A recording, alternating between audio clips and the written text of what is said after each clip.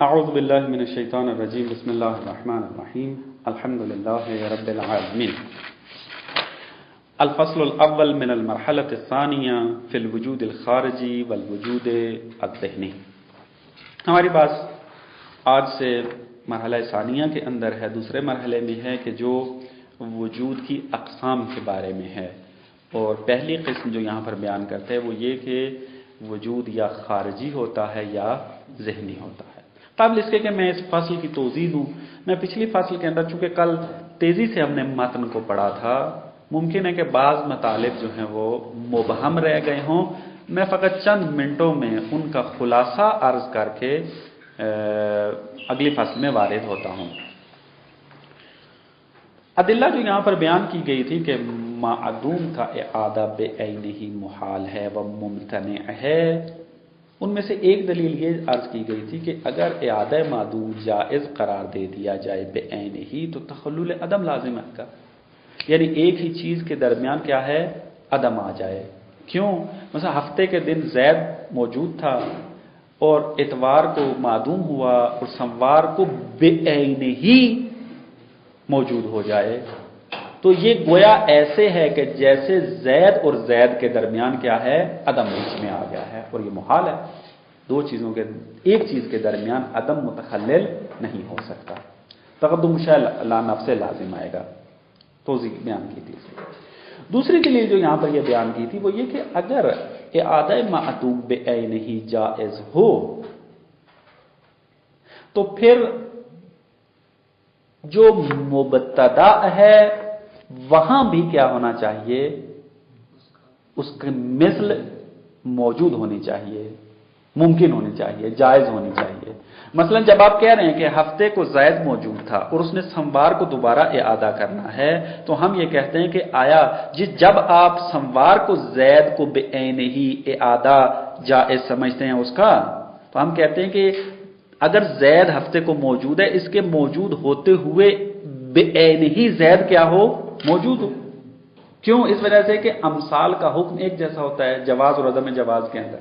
اگر آپ زید بے عینہ ہی کو سوموار کے دن جائز سمجھتے ہیں تو ہم بے عینہ ہی کو ہفتے والے دن ہی جائز سمجھتے ہیں، کیونکہ سوموار والا زید اور ہفتے والا زید یہ دونوں آپس میں کوئی تفاوت نہیں رکھتے، بے عینہ ہی ایک جیسے ہیں۔ تو وہاں اگر جائز ہے سوموار والے دن، تو اتوار والے دن بھی کیا ہونا چاہیے، جائز ہونا چاہیے۔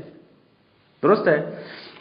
پھر نتیجہ یہ لیا کہ اجتماع المثلین جو ہے وہ محال ہے۔ کیوں اجتماع المثلین محال ہے؟ کیونکہ اجتماع نقیضین لازم آئے گا۔ کیسے؟ اگر ہفتے والے دن زید جب موجود ہے کہ جس کو ہم نے مبتدا کا نام دیا ہے، اس کے ساتھ اگر بے عینہ ہی ایک اور زید آ جائے، تو اگر آپ کہتے ہیں کہ یہ بے عینہ ہی ہیں تو پھر تمیز نہیں ہونا چاہیے، کیونکہ بے عینہ ہی کا اطلاق تب ہوتا ہے کہ جب ایک چیز ہو، بس تمیز نہیں ہونا چاہیے۔ اور دوسری طرف سے آپ یہ کہتے ہیں کہ یہ مثلین ہیں، تو مثلین کس چیز کا تقاضا کرتے ہیں؟ تمیز ہو۔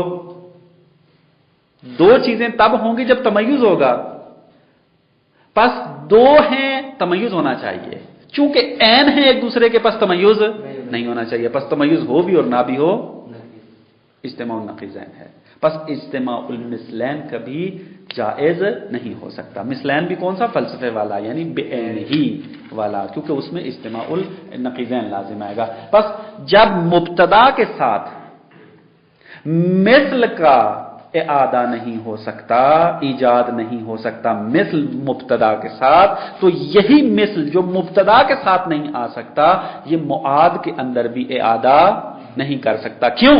کیونکہ امثال کا حکم جواز و عدم جواز میں ایک جیسا ہے۔ جب مبتدا والے دن کے اندر جائز نہیں تھا تو سوموار والے دن بھی جائز نہیں ہوگا، کیونکہ مبتدا کے ساتھ والا جو وہ بھی بے عینہ ہی مبتدا تھا، اور معاد بھی بے عینہ ہی کیا ہے، مبتدا جیسا ہے۔ پس اگر ایجاد مماثل جائز نہیں ہے تو اعادہ معدوم بھی جائز نہیں ہوگا۔ تیسری دلیل یہ دی تھی کہ اگر اعادہ معدوم کو جائز قرار دے دیا جائے تو یا خلف لازم آئے گا یا انقلاب لازم آئے گا۔ یہ دلیل آسان تھی، اس کو بیان کر دیا تھا، اس کو تکرار کی ضرورت نہیں ہے۔ چوتھی دلیل جو یہاں پر عرض کی تھی وہ یہ تھی کہ اگر اعادہ معدوم کو جائز قرار دے دیا جائے تو پھر اعادے متسلسل ہو جائیں گے،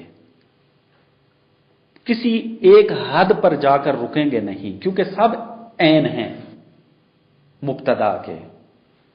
تو جب اعادہ اول جائز ہے تو اعادہ ثانی بھی کیا ہونا چاہیے؟ جائز ہونا چاہیے۔ اگر آپ کہتے ہیں اول جائز ہے ثانی جائز نہیں ہے تو کس دلیل کے مطابق؟ حالانکہ ایک دوسرے کے عین ہیں، بس اگر ایک جائز دوسرا بھی جائز ہو، ایسے یہ سلسلہ رکے گا ہی نہیں، چلتا جائے گا۔ بس معلوم ہوا کہ اعادہ معدوم جو ہے وہ متسلسل طور پر چلتے رہیں گے، بس متعین نہیں ہو سکتے، بس متعین نہیں ہو سکتے۔ اور فلسفی قاعدہ موجود ہے، ما لم یتشخص لم یوجد، اگر کوئی چیز جب تک متشخص نہ ہو جائے وجود پیدا نہیں کر سکتی، اور اعادہ معدوم متشخص نہیں ہے۔ کیوں؟ کیونکہ ان کے درمیان تفکیک کرنا مشکل ہو گیا ہے کہ عہدہ اول کون ہے، عہدہ ثانی کون ہے، عہدہ ثالث کون ہے، عدد معین کرنا مشکل ہے کیونکہ عین ہیں ایک دوسرے کے۔ جب عین ہیں بس آپ کیسے کہہ سکتے ہیں کہ عہدہ اول ہے کہ عہدہ ثانی ہے؟ نہیں کہہ سکتے آپ۔ بس جب متشخص نہیں ہیں تو یہ وجود بھی پیدا نہیں کر سکتے، پس اعادہ معدوم کبھی تحقق پیدا نہیں کر سکتا، پس اعادہ معدوم جو ہے وہ ممتنع ہے۔ پس یہ چار دلیلوں کے مطابق جو ہے وہ اعادہ معدوم بے عین ہی ممتنع تھا اور جائز نہیں تھا۔ باقی مطلب بیان ہو گیا تھا، اس میں کوئی ابہام نہیں ہے میرے خیال میں، اگلی فصل میں وارد ہوتے ہیں۔ مرحلہ ثانی کی فصل اول وجود ذہنی اور وجود خارجی۔ یہ فصل فلسفے کی انتہائی اہم فصل ہے۔ اگر اس فصل میں ہم وجود ذہنی کو ثابت نہ کر سکے تو ہمارا علم کبھی بھی واقع کے مطابق نہیں ہو سکتا۔ ہمارا علم کیا ہے؟ علم حصولی ہے، اور علم حصولی کی ہم نے تعریف کیا کی تھی کہ صورت معلوم عالم کے پاس حاضر ہو، خود معلوم انسان کے پاس حاضر نہیں ہوتا، درست؟ اگر کوئی بندہ آ کر کہتا ہے کہ ہم وجود ذہنی رکھتے ہی نہیں ہیں تو معلوم تو کبھی معالم کے پاس حاضر ہی نہیں ہوتا، تو ہم علم حاصل کر پائیں گے خارج کے بارے میں؟ بس اگر ہم اس فصل میں وجود ذہنی کو ثابت نہ کر سکے تو کبھی علم کو ثابت نہیں کر پائیں گے۔ انتہائی مہم اس اعتبار سے یہ فصل ہے اور انتہائی اہمیت کی حامل ہے، کیونکہ علم اسی پر مبتنی ہے۔ تاریخ چاہے مسئلہ کیا ہے اس کا؟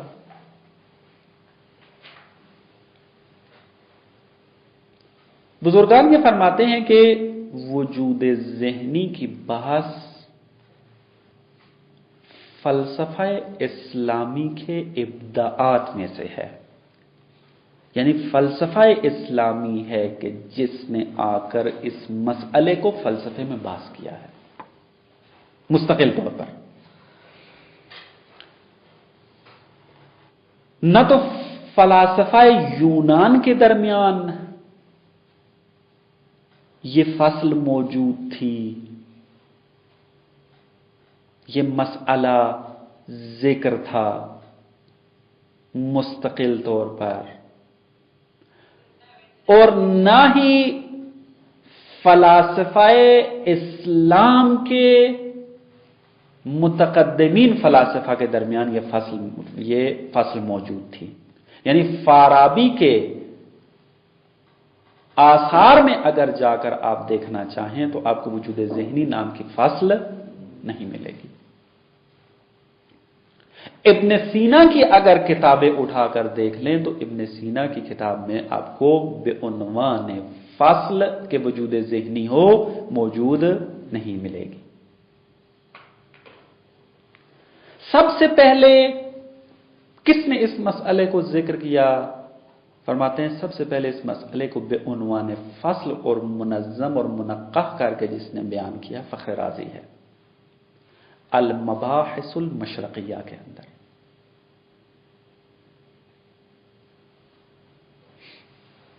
उसके बाद ख्वाजा नसीरुद्दीन तूसी ने तजरीदुल एतिक़ाद के अंदर इसको बेउनवान फसल बयान किया है, वजूद ज़हनी की बहस को जिक्र किया है, अगर फसल के उन्वान से ना हो यानी बेउनवान मसअला जिक्र किया है। फिर इसके बाद ये अबहास जो हैं वो फलसफे के किताबों में शामिल हो गई और मुस्तकिल तौर पर इसके बारे में बहस होना शुरू हो गई, और फिर इसके अंदर मुख्तलिफ इब्तिकारात सामने आए कि जो आजकल की किताबों में नजर आते हैं। बस इस बहस को सबसे पहले फलसफे में बेउनवान मसअला व फसल जिसने जिक्र किया है वो फ़ख्र राज़ी है। तो ये फ़ख्र राज़ी का अजीब शख्सियत है वाक़ई, अगर इंसाफ से काम लिया जाए, तअस्सुब न दिखाया जाए, तो इस्लाम की एक बहुत बड़ी शख्सियत है ये। मुफक्किर अहले सुन्नत के फ़ख्र राज़ी ये गुजरे हैं कि जिनको इमामुल मुशक्किकीन के नाम से भी याद किया गया है, क्योंकि ये हर मसले में तशकीक करते हैं, खुसूसन जब मजहबी मसला हो। शियों का मुखालिफ है, सरसख्त मुखालिफ है। अपनी किताब तफसीर कबीर के अंदर जगह जगह पे इसने तशय्यो के नज़रियात को रद्द किया है और तफसीली तौर पर रद्द किया है। कोशिश इसकी यही होती है कि किसी न किसी तरीके से मसले को रद्द किया जाए। शहीद मुताहरी के बकौल कि फ़ख्र राज़ी है कि जिसने ख्वाजा नसीरुद्दीन तूसी और मुल्ला सदरा को बोलने पर मजबूर किया है। अगर फ़ख्र राज़ी ना होता तो जो आसार, जो कुतुब ख्वाजा नसीरुद्दीन तूसी और मुल्ला सदरा ने दी हैं, शायद वो ये ना देते, क्योंकि इसने इतनी तशकीकात और शुबहात और एतराज़ात हर मसले में उठाए हैं कि ये बुजुर्गान मजबूर हो गए हैं कि उनको क्या करें, इसको क्या करें, जवाब दें। और जवाब के अंदर फिर इंसान खुलकर बोलता है, मसले को मुनक्कह, मुनज़्ज़म और दकीक जिक्र करता है। ये फ़ख्र राज़ी है कि जिसने बाज़ मुहक्किकीन को बोलने पर मजबूर किया है। बस अगर इंसाफ से काम ले, एक शख्सियत है। हाँ, ये कहा जा सकता है कि इसके सारे अफकार जो है वो दुरुस्त नहीं है, काबिल रद्द हैं, जिस तरह के ख्वाजा नसीरुद्दीन तूसी ने मुख्तलिफ किताबों में इसको रद्द किया है, मुल्ला सदरा ने इसको रद्द किया है, और जितने हमारे मुफक्किरीन मौजूद हैं एक एक करके इसको रद्द करते हैं। लेकिन एक फिक्री आदमी था, तफक्कुर रखता था, जहन काम करता था, मुनज़्ज़म था, और मुख्तलिफ इसने आसार दिए हैं कि जो आज काबिल इस्तिफादा हैं। ये था तारीख़चाए मसला।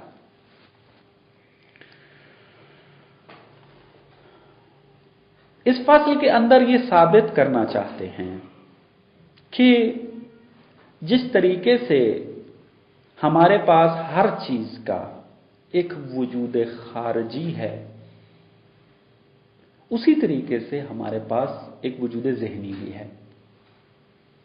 यानी वजूद ज़हनी को साबित करना चाहते हैं इस फासल में, क्योंकि वजूद खारजी तो बिलविजदान हम देख रहे हैं, इसको इस बात की जरूरत नहीं है। वजूद ज़हनी को साबित करना है। वजूद खारजी को की तारीफ क्या है, कैसे उसको समझें, वजूद खारजी किसे कहते हैं, ताकि हमें वजूद ज़हनी समझ में आए, वो इस तरीके से है। बुजुर्गान यूं तारीफ करते हैं कि अल्लामा ने भी यही तारीफ की है कि वो वजूद कि जिसके ऊपर आसार मतलूबा मुतरत्तिब हों, उसको वजूद खारजी कहते हैं। मसलन हम माहियत इंसान को लेकर तहलील करते हैं कि माहियत इंसान कितने उमूर से तश्कील पाती है। मतलब अगर आप देखें तो उसमें क्या है, जौहर है,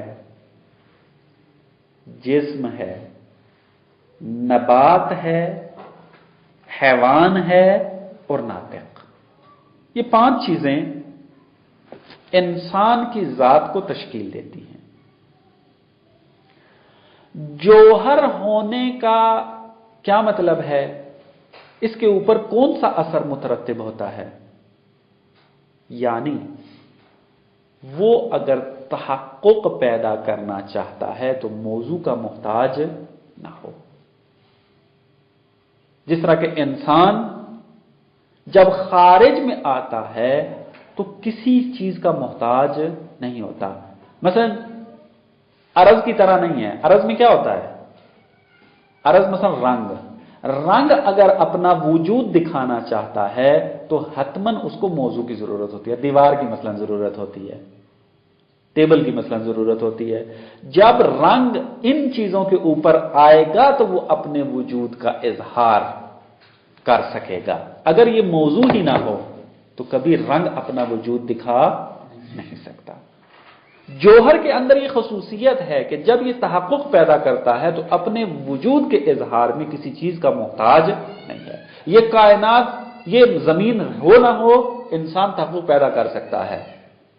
दीवार हो ना हो, मेज हो ना हो, कुर्सी हो ना हो, इंसान फिर भी तहक्कुक पैदा कर सकता है। बस जौहर का असर क्या है कि जब वो तहक्कुक पैदा करे तो उसको मौजू की एहतियाज ना हो। दूसरी चीज जो इंसान के अंदर मौजूद है वो जिस्म है। जिस्म की क्या खसूसियत है, कौन सा असर है जिस्म के अंदर, कि उसके अंदर तूलो अर्ज उम्क मौजूद होता है। अब आदे सलासा जिसे कहते हैं, जिस्म की खासियत व असर यह है कि वो तूलो अर्ज उम्क रखता है, हजम रखता है। और नबात होने की खुसूसियत क्या है, रुश्दो नुमूव। पौधा रुश्द नुमूव करता है। नफ्स नबाती जो रखता होगा उसका मतलब यह है कि वो रुश्द करता है, नुमूव करता है। हैवान की क्या खसूसियत है कि वो हसास है और हरकत अगर करता है तो इरादे के जरिए।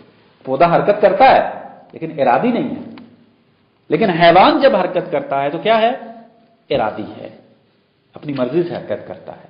अगर ना चाहे हरकत करना तो रुक सकता है। और नातिक की खुसूसियत क्या है, तअक्कुल, फिक्र। अब ये आसार अगर इंसान के ऊपर मुतरत्तिब होंगे तो हम कहेंगे ये इंसान खारिजी है। यानी इंसान मौजू का मोहताज नहीं है, तहक्कुक में इंसान हजम रखता है, इंसान जो है वो रुश्द नुमूव करता है, इंसान जो है वो हरकत बिल इरादा रखता है, इंसान तअक्कुल रखता है। ये आसार जिस पर मुतरत्तिब होंगे ये आसार मतलूबा कहलाते हैं। और ये आसार मतलूबा जिस पर लागू होंगे, जो रखता होगा, वो वजूद खारिजी कहलाएगा। और जिनमें ये आसार नहीं पाए जाएंगे उसको कहेंगे ये क्या है, वजूद ज़हनी है।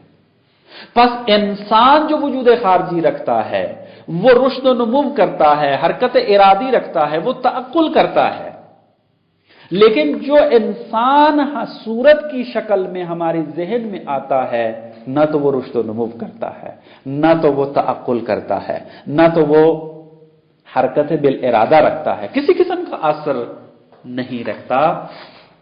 तो बस मालूम हुआ कि जो सूरत की शक्ल में हमारे जहन में आता है वो वजूद ज़हनी है इंसान का, और जहां पर आसार मौजूद हैं वो क्या है, इंसान खारिजी। बात वाज़ेह हुई है।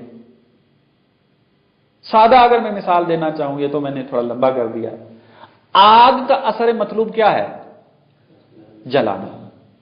ये असर जहां मौजूद होगा हम कहेंगे ये आग का वजूद खारिजी है। और जहां पर आग तो हो लेकिन असर मतलूब मौजूद ना हो उसको क्या कहेंगे, वजूद ज़हनी है। वो आग का वजूद ज़हनी होगा। ये वजूद ज़हनी और वजूद खारिजी की तारीफ है। हुक्मा का इद्दा क्या है, दावा क्या है। हुक्मा ये कहते हैं कि एक बात कि वजूद खारजी के साथ वजूद ज़हनी मौजूद है। दूसरा जो रुकन इस इद्दा के अंदर मौजूद है वो ये कि जो माहियत खारिज में होती है बेऐन ही वही माहियत क्या होती है, ज़हन के अंदर होती है। यानी खारिज में जब देखते हैं तो इंसान नजर आता है और उसकी जो माहियत खारिज में होती है, इस इंसान को जब हम ज़हन के अंदर तसव्वुर करते हैं तो और तस्वीर उसकी ज़हन में लेकर आते हैं तो माहियत जो खारिज के अंदर है बेऐन ही वही माहियत कहां आती है, ज़हन के अंदर आती है।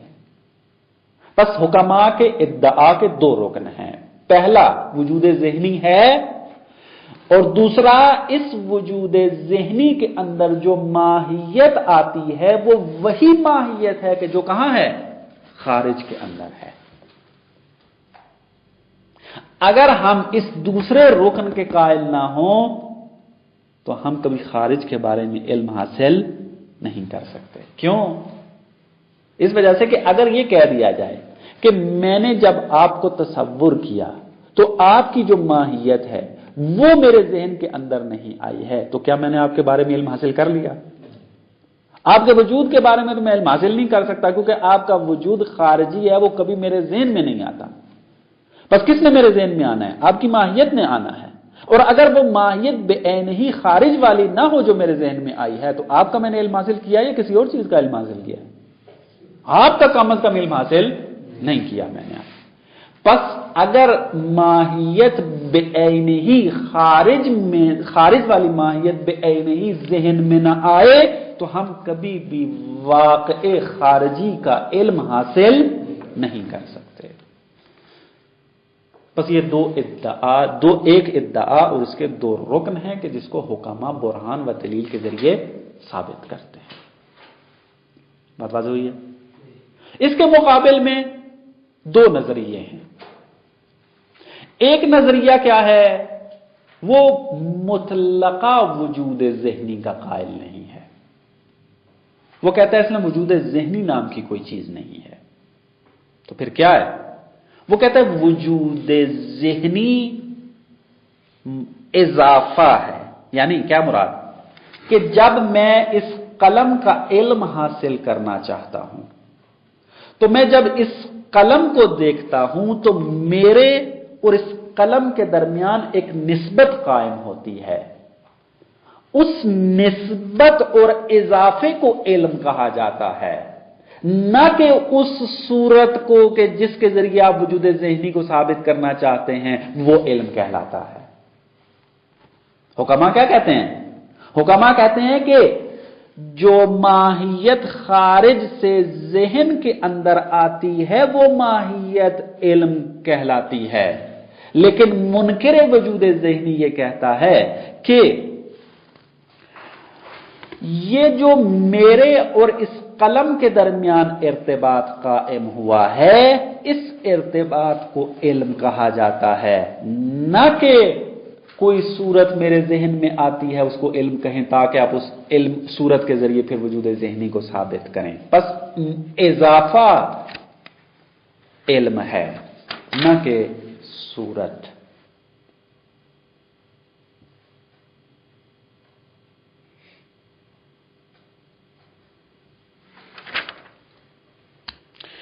दूसरा नजरिया जो इसके मुकाबिल में है वो ये है कि ना, वजूद ज़हनी को हम मानते हैं।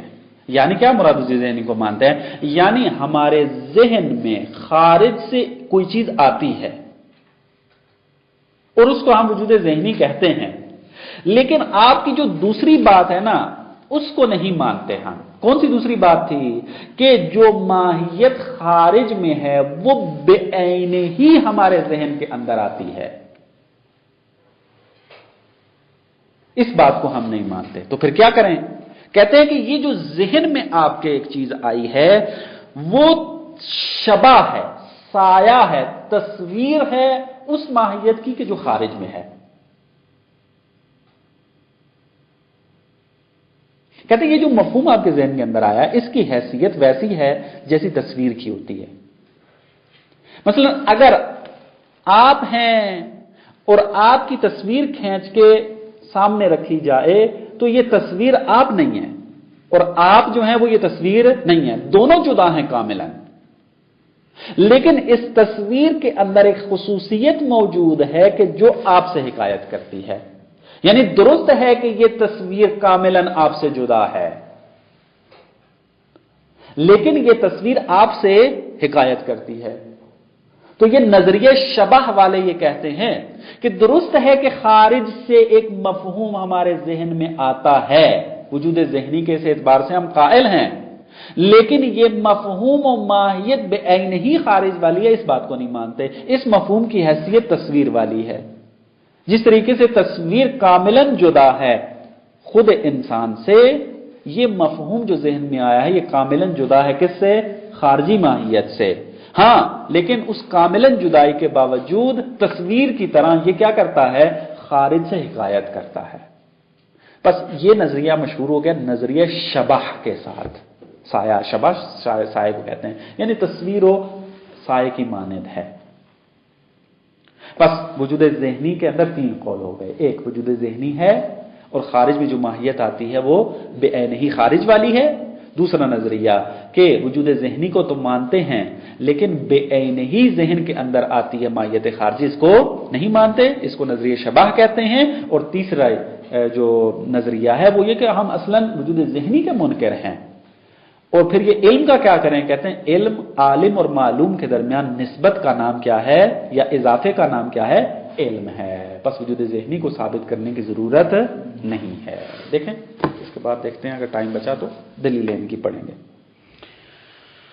अल मशहूर बैन अल हुकमा अन्न लिल माहियात वरा अल वजूद अल खारिजी, ब्रैकेट को छोड़े अभी, अन्न लिल माहियात वरा अल वजूद अल खारिजी वजूदन आखरा, कि माहियात के लिए वजूद खारजी से हटकर एक और वजूद है कि ला ततरत्तब अलैहा फीहिल आसार, उस वजूद की खुसूसियत यह है कि उस पर आसार मुतरत्तिब नहीं होते। वजूद खारजी की क्या तारीफ है? ब्रैकेट की तरफ आए, वहुवल वजूदुल्लज़ी ततरत्तब अलैहा फीहिल आसार, वजूद खारजी उस वजूद को कहा जाता है कि जिस वजूद में आसार मुतरत्तिब होते हैं। आसार मतलूबा, अल मतलूबत मिनहा, कि जो क्या हैं? उस आसार जो उस माहियात से क्या हैं? मतलूब होते हैं। मतलब माहियत आग का असर मतलब इहराक है, तो वो अगर हासिल होगा तो वो वजूद खारजी कहलाएगा। वजूद ज़हनी किसे कहेंगे? कि ला, यही जो भी पढ़ा है, ला ततरत्तब अलैहा फीहिल आसार, कि जिसमें माहियत के ऊपर आसार मतलूबा मुतरत्तिब नहीं होते। वो युसम्मा वजूदन ज़हनियन, इसको हम वजूद ज़हनी कहेंगे। फल इंसानुल मौजूद फिल खारिजे काइमुन ला फी मौजूइन बिमा अन्नहु जौहरुन, वही जो मैंने तहलील अर्ज की थी कि इंसान की माहियत 5 चीजों से तश्कील पाती है, उसके अपने अपने आसार हैं, उसकी वजाहत कर रहे हैं कि इंसान के जो खारिज में होता है ये कायम तो होता है लेकिन मौजू का मोहताज नहीं होता। क्यों? बिमा अन्नहु जौहर, क्योंकि वो जौहर है और जौहर अपने तहक्कुक में मौजू का मोहताज नहीं होता। वयसिह्हु अन युफरज़ फीहि अबआदुन सलासा, और इस इंसान में अब आदे सलासा यानी तूलो अर्ज उम्क फर्ज करना मुमकिन है और सही है। क्यों? बिमा अन्नहु जिस्म, क्योंकि वो इंसान जिस्म है, बस इसके अंदर अब आदे सलासा भी मौजूद होते हैं। व बिमा अन्नहु नबातुन व हैवानुन व इंसानुन जू नफ्सिन नबातियतिन व हैवानियतिन व नातिकतिन। बस चूंकि ये इंसान नबात है, हैवान है और इंसान है, लिहाजा ये नफ्स नबाती रखता है, ये नफ्स हैवानी रखता है और नफ्स नातिक रखता है। वयज़हरु मअहु आसारु हाज़िल अजनास वल फसूल व खवासिहा, बस इस के साथ क्या है, यानी इस वजूद के साथ क्या है?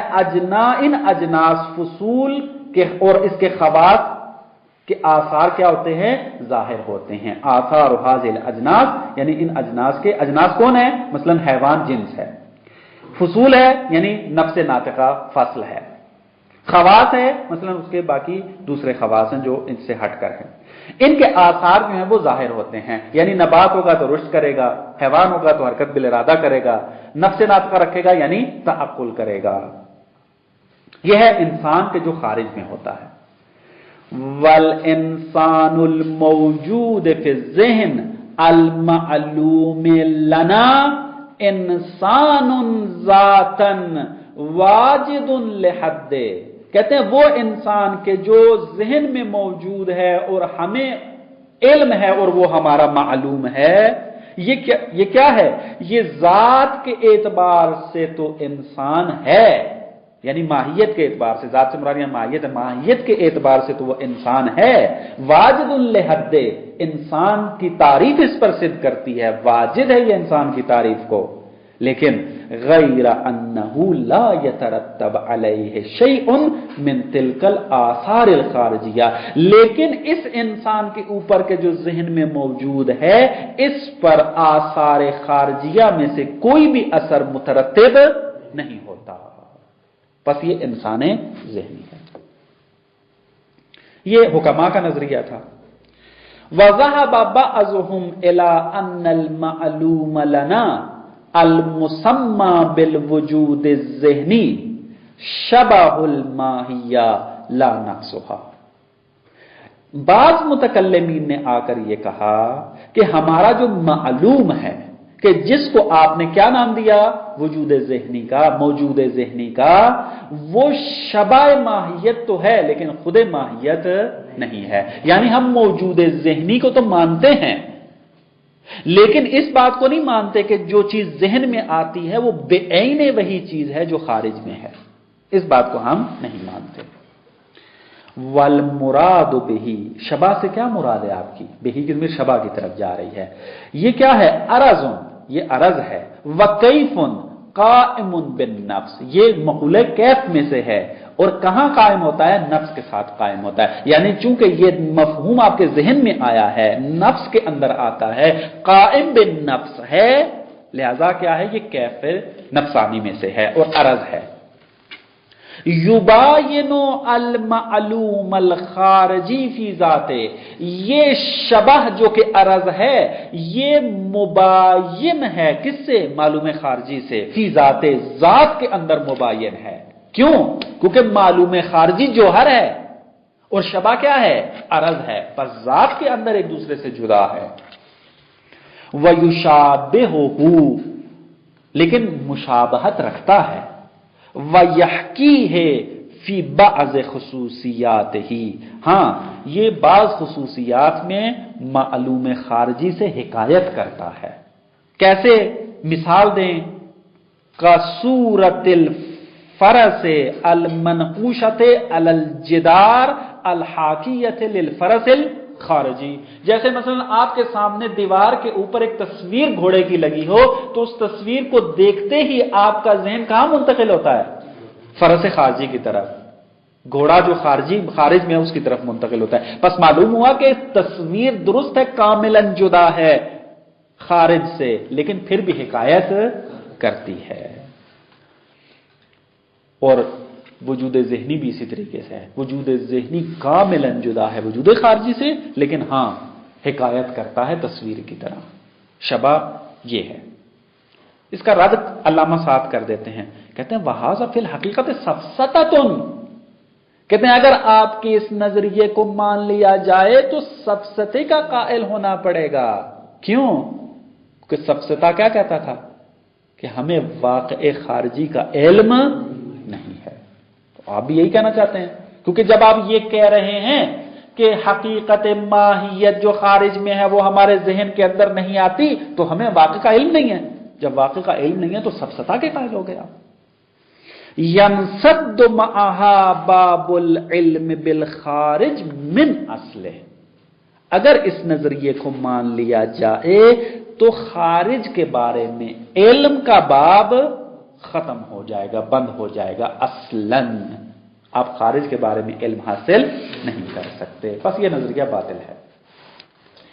وَذَهَبَ بَعْضُهُمْ إِلَىٰ إِنْكَارِ الْوُجُودِ الذِّهْنِ مُطْلَقًا. بعض متکلمین آئے انہوں نے اصلاً وجود ذہنی کا انکار کر دیا.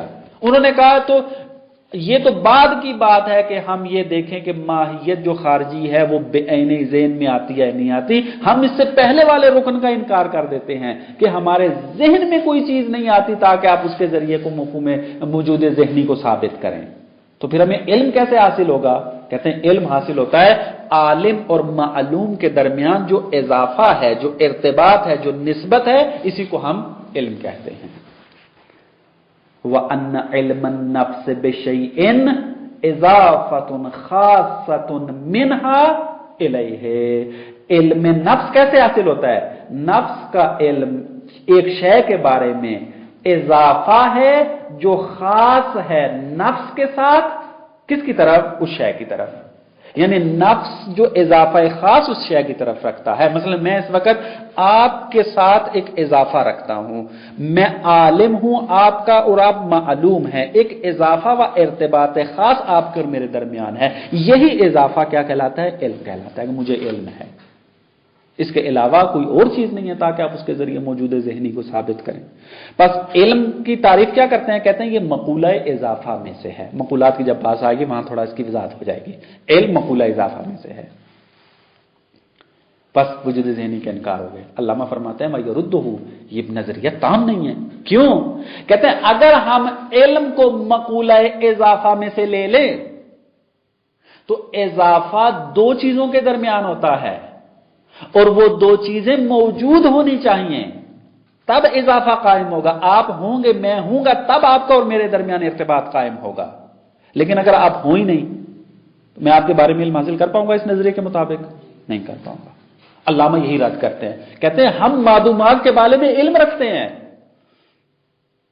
تو اگر علم کو مقولہ اضافہ میں مانیں تو پھر معلومات کا علم ہمیں نہیں ہونا چاہیے، حالانکہ ہمیں معلومات کے بارے میں علم ہے.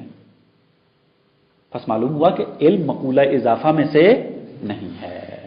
وَيَرُدُّهُ، اس کو رد کیا گیا کہ العلم بالمعدوم، علم بالمعدوم اس نظریے کو رد کرتا ہے. یعنی ہمیں چونکہ معدوم کے بارے میں علم ہے بس علم مقولہ اضافہ میں سے نہیں ہے. اذ لا معنی محصلا للاضافۃ الی المعدوم، کیونکہ معدوم کی طرف اضافہ ہونا کوئی معنی نہیں رکھتا.